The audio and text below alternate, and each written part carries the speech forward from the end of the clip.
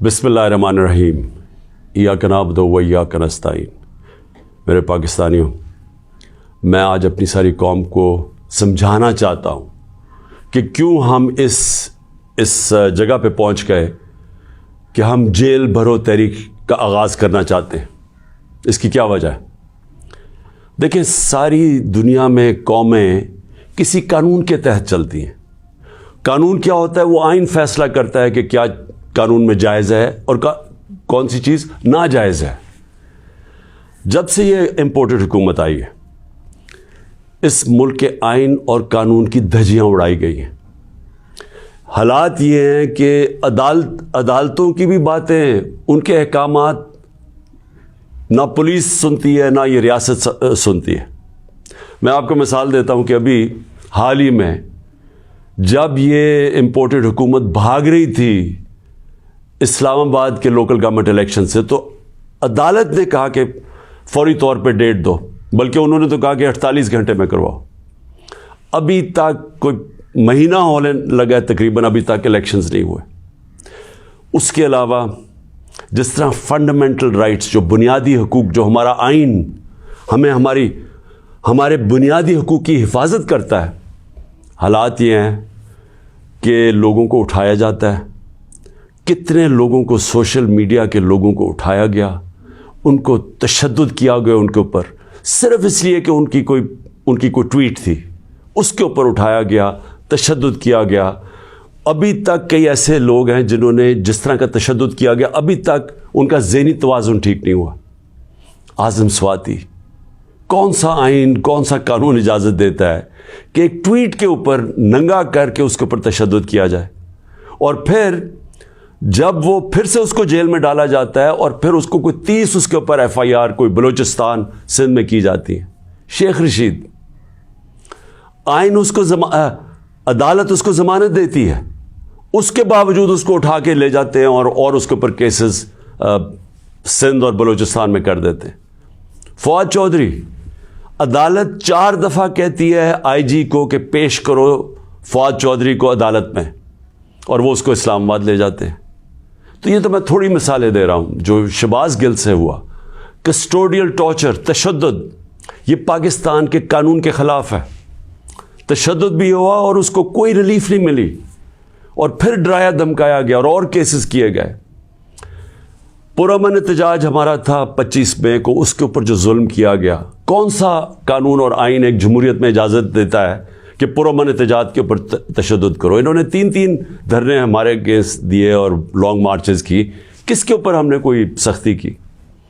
तो मैं तो ये थोड़ी सी मिसालें दे रहा हूँ आपको कि हमारा सारा जो हमारे आइन और कानून के ऊपर जो एतमाद है हम इस कौम का, वो उठता जा रहा है। और बल्कि हमें ये खौफ है कि जो अब आइन, जो जमहूरियत बेस होती है जिस आइन के ऊपर, और जमहूरियत के अंदर वाज़े तौर पे है कि 90 दिन के अंदर इलेक्शंस करवाने पड़ेंगे। हमने अपनी 2 हुकूमतें पंजाब और सिंध में क्यों गिराई, डिज़ोल्व की? खुद कोई ऐसे नहीं करता। हमने सिर्फ आइन को सामने रख के की कि हमें जब पता था कि 90 दिन के अलावा आप आगे नहीं जा सकते, तो हमने उसको सामने रख के इलेक्शंस की तरफ गए, इसलिए कि मुल्क एक बहुत बड़े बुरहान का शिकार है, एक पॉलिटिकल इंस्टेबिलिटी का शिकार है। और जब तक इस मुल्क में सियासी इस्तेकाम नहीं आता, हमारी माशत नहीं ठीक होने लगी। तो हमने अब कुर्बानियाँ दी 2 गवर्नमेंट्स की, जो तकरीबन 66% पाकिस्तान है, सिर्फ इसलिए कि आइन 90 दिन में इलेक्शन करवाता है। अभी तक कितने दिन हो गए हैं? 20-25 दिन हो गए हैं, अभी तक कोई डेट नहीं मिली। दोनों इलेक्शन कमीशन और ये जो 2 हुकूमतें, जो 2 गवर्नर्स हैं, उन्होंने डेट्स नहीं अभी तक दी, और ये सीधी पाकिस्तान के आइन की वायलेशन है। और अगर ये 90 दिन से आगे जाते हैं तो आइन बड़ा साफ है इसमें कि आर्टिकल 6 लगेगा।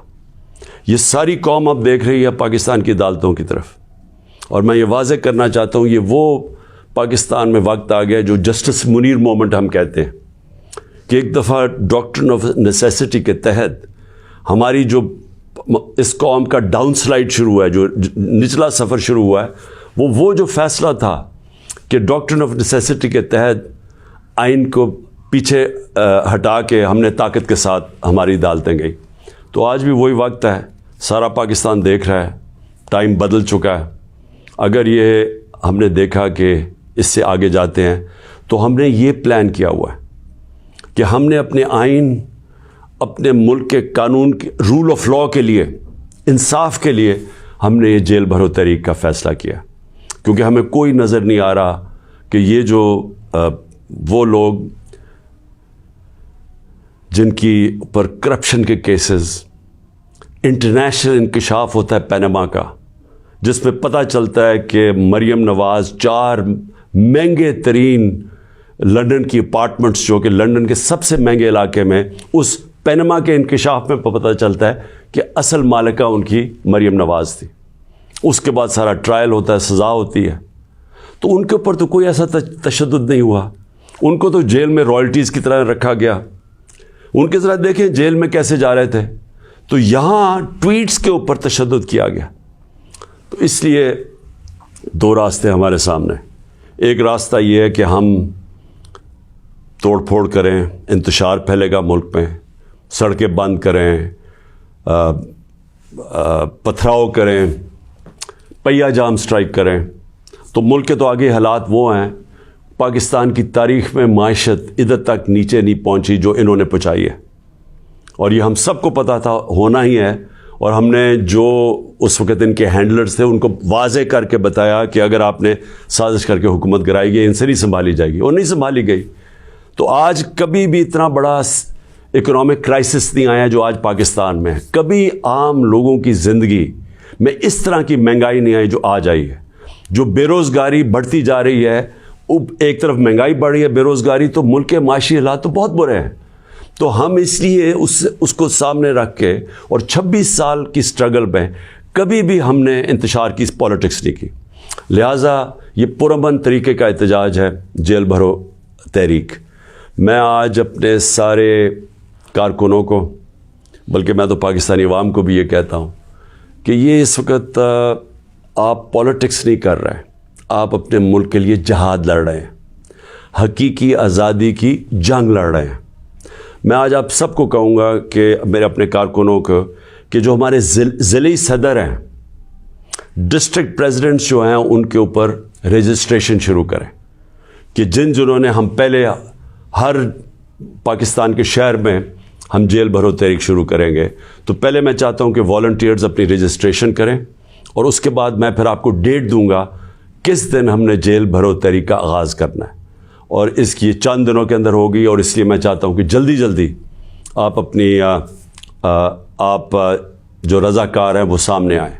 اور انشاءاللہ میں یہ سمجھتا ہوں کہ یہ جو ہماری تحریک ہے, اس سے ہم وہ چیز حاصل کرنا چاہتے ہیں جو پاکستان کو ایک حقیقی آزادی بھی دے گا, اور حقیقی آزادی کا مطلب حقیقی جمہوریت وہ بھی دے گا.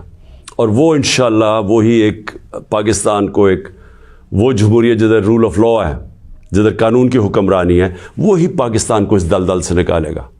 شکریہ.